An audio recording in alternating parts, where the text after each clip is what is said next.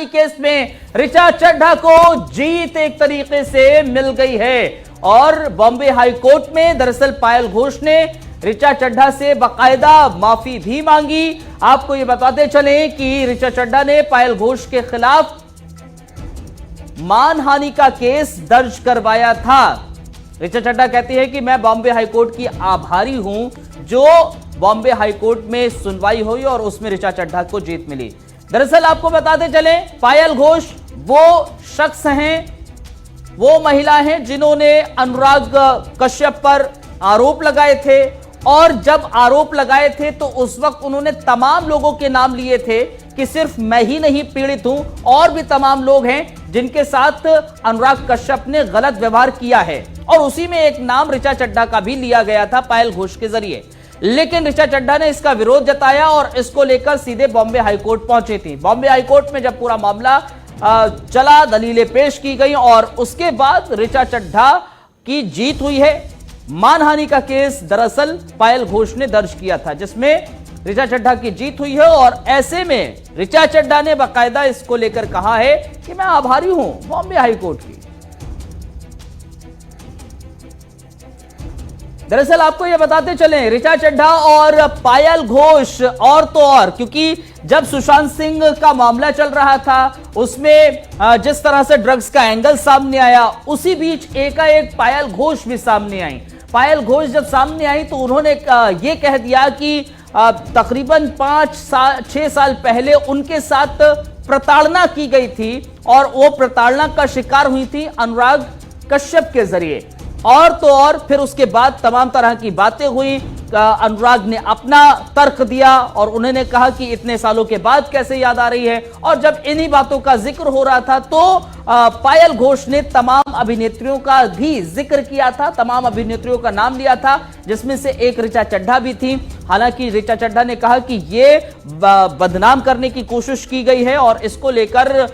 भी लगातार मामला हाईकोर्ट में पहुंचा था और इसी को लेकर ही दरअसल अब पूरे केस को अगर देखें और समझने की कोशिश करें तो इस केस में जाहिर तौर पर ऋचा चड्ढा की जीत हुई है और पायल घोष ये कहती नजर आई हैं कि उन्होंने बॉम्बे हाईकोर्ट में बाकायदा माफी भी मांगी है, ऐसी खबरें हैं ऋचा चड्ढा से। लेकिन इन सब के बीच में अब ये केस किस तरफ जाएगा ये भी देखना होगा। लेकिन आपको ये भी बताते चलें कि आने वाले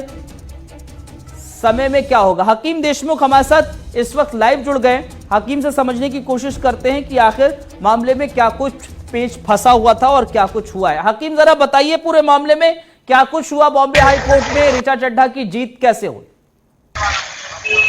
जिस तरीके से कोर्ट ने जो है वो पायल घोष के वकील को कहा कि क्या आपकी क्लाइंट है वो माफी मांगेगी, तो इस पर उन्होंने कहा वो अभी बाहर से आई है और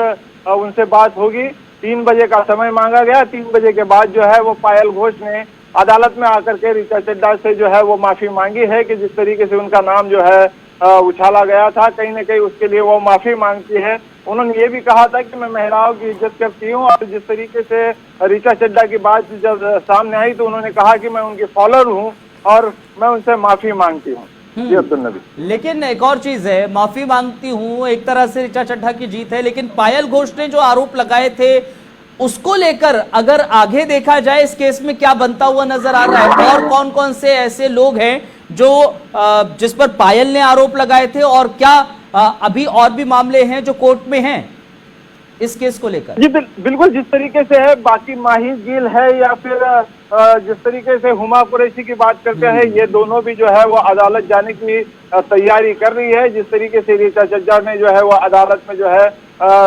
पायल घोष के खिलाफ मामला दर्ज किया था, मानहानि का केस दर्ज किया गया था। 1 करोड़ 10 लाख की मांग जो है वो उन्होंने की थी और उन्होंने कहा था कि मेरी मानहानि हुई है। जिस तरीके से इन्होंने पायल घोष ने बदनामी जो है वो की है, किसी प्रकार का मेरा संबंध जो है वो अनुराग कश्यप से नहीं रहा है, इसके बावजूद जो है मेरे नाम को जो है सामने लाने की कोशिश जो है पायल घोष लगातार कर रही है। तो क्या ये माना जाए इस पूरे मामले में हकीम देशमुख, अगर ऋचा चड्ढा ये कहती हैं कि बदनाम करने की कोशिश की गई और वो जीत जाती है, यानी कि बिल्कुल सही पॉइंट आ गया, तो क्या पायल घोष ने जो किया एक तरीके से उसको क्या पब्लिसिटी स्टंट के तौर पर भी देखा जा सकता है? देखिए, जिस तरीके से अब बॉलीवुड में चल रहा है, अलग अलग लोग जो है वो एक्ट्रेस है या एक्टर है, कहीं ना कहीं आकर के कोई ना कोई मुद्दे पर जो है वो अलग अलग प्रतिक्रिया दे रहे हैं। कहीं ना कहीं इसे पब्लिसिटी स्टंट जो है वो भी कहा जा सकता है, क्योंकि सुर्खियों में रहने की जो है वो लगातार ये कोशिश कर रहे हैं। जिस तरीके से पायल घोष का मामला सामने आया है, अनुराग कश्यप पर जो है जो आरोप लगाए गए हैं 3 साल पहले का मामला, और अब उस मामले को जो है वो बाहर निकाला गया है, तो कहीं न कहीं ये जो बातें हैं कहीं न कहीं जो है सुर्खियों में रहने की जो कोशिश है लगातार ये लग रही है। और जिस तरीके से अब अदालत ने 12 अक्टूबर का समय दिया है, उस दिन सुनवाई होगी और क्या कुछ निकल करके सामने आएगा, क्योंकि अगर ये देखें जरूर देखने वाली बात हकीम, होगी। ये जाहिर तौर पर देखने वाली बात होगी। लेकिन एक और चीज देखें, जब अनुराग कश्यप पर इस तरह के आरोप लगाए जा रहे थे तब भी ये सवाल उठे थे पायल पर कि आपने इतने सालों के बाद आपको याद क्यों आई, और अगर इतने सालों के बाद याद आई भी है तो आपने एफआईआर क्यों नहीं दर्ज कराई। और तमाम तरह के जब सवाल उठे तब उन्होंने कहा जाके कि हाँ मैं रिपोर्ट दर्ज करा रही हूं। बहुत सारी चीजें जो थी वो पायल के अगेंस्ट नजर आ रही थी। और अब जब ऋचा चड्ढा कोर्ट की तरफ जाती है और कोर्ट में उनकी जीत हो जाती है तो और ज्यादा चीजें पायल के अगेंस्ट में जाती नजर आती हैं।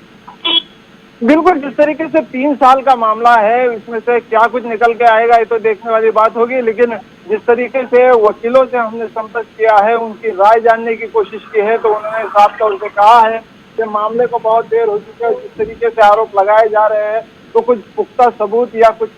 गवाह जो है वो नहीं है, और इसके बनते जिस तरीके से अनुराग कश्यप पर ये आरोप लगाए गए हैं, तो क्या कुछ अनुराग कश्यप के आगे जो है वो कदम बढ़ाते हैं, ये भी जरूर देखने वाली बात होगी। लेकिन कहीं ना कहीं बॉलीवुड इंडस्ट्री में इस तरीके के शोषण लगातार देखने को मिले हैं। ये मामले में कितनी सच्चाई है ये जरूर देखने वाली बात होगी, क्योंकि जिस तरीके से पायल घोष ने अनुराग कश्यप पर यह आरोप लगाया, वही ऋचा चड्ढा और अन्य 2 अभिनेत्रियों का नाम जोड़ा है, तो कहीं ना कहीं तो क्या अब ये भी पॉइंट होगा, ये भी स्टेप उठाया जाएगा जो दूसरी अभिनेत्रियों का नाम लिया गया था, क्या वो भी कोर्ट की ओर रुख कर सकती है?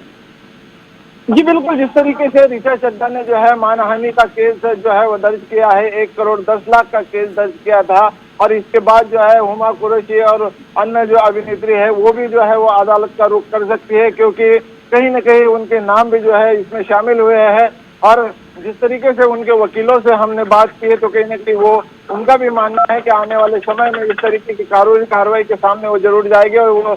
जो है वो पायल घोष के खिलाफ जरूर अदालत में पिटीशन दाखिल कर सकते हैं। लेकिन वो कितना समय लेंगे या और सोचेंगे या नहीं जाएंगे, ये भी जरूर देखने वाली बात। लेकिन क्या इस पूरे मामले को लेकर, ऋचा चड्ढा वाला जो मामला है, मानहानि का जो मामला था, उसको लेकर पायल की तरफ से कोई प्रतिक्रिया आई है? खबर तो यही मिल रही थी कि पायल ने माफी मांग ली और उसके बाद जाहिर तौर पर जीत ऋचा की हो गई, लेकिन उसके बाद कोई प्रतिक्रिया सोशल साइट्स पर या फिर वर्बली आई उनकी?